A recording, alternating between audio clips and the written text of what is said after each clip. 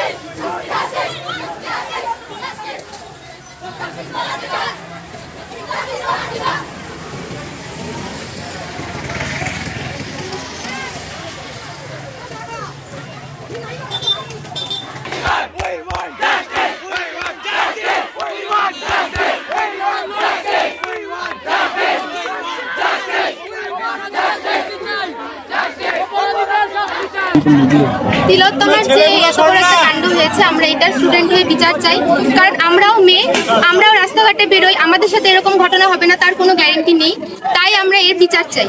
খুব নির্মমভাবে যে মেয়েটিকে মারা হয়েছে, এর তীব্র বিচার চাই আমরা। দোষীদেরকে এইভাবে শাস্তি দেওয়া হোক যাতে এটা পশ্চিমবঙ্গে একটা দৃষ্টান্ত হয়ে থাকুক, যাতে দোষীরা এরকম কাজ করার আগে ভাবে, 10 বার ভাবে। মেয়েদেরকে যাতে তারা নিজের বোন দিদির চোখে সম্মান দেয়। রাস্তাঘাটে যাতে মেয়েরা রাত্রে হোক দিনে হোক সারা সময় যাতে তারা সেফটি ভাবে চলাফেরা করতে পারে। এটি একটি ওয়ার্ক প্লেসে ঘটনাটি হয়েছে, যেটিকে আমরা নিজেদের সেকেন্ড হোম বলে মনে করি। এই সেকেন্ড হোমে যদি মেয়েরা সুরক্ষিত না থাকে, তাহলে মেয়েরা কোথায় সুরক্ষিত? আমাদের ৭৮তম ভারতবর্ষে স্বাধীনতা চলছে, কিন্তু মেয়েরা আজও স্বাধীন নয়। মেয়েরা স্বাধীনভাবে নিজেরা জায়গায় চলাফেরা করতে পারছে না। বাবা মারা আমাদের পড়াশোনা করাচ্ছে এত কষ্ট করে, আমরা হায়ার এডুকেশনের জন্য বাইরে যেতে চাই, কিন্তু বাবা মারা কি এই ঘটনার পর আমাদেরকে যেতে দিতে যাবে? একদমই না। তাই আমাদের এর তীব্র বিচার চাই। মেয়েটির সাথে যেটি হয়েছে যাতে আর কোনো মেয়ের সাথে এই ঘটনা না ঘটে, আমরা এর তীব্র বিচার চাই। We want justice! We want justice! We want justice! We want justice! We want justice! Justice for Archikor! Justice for Archikor!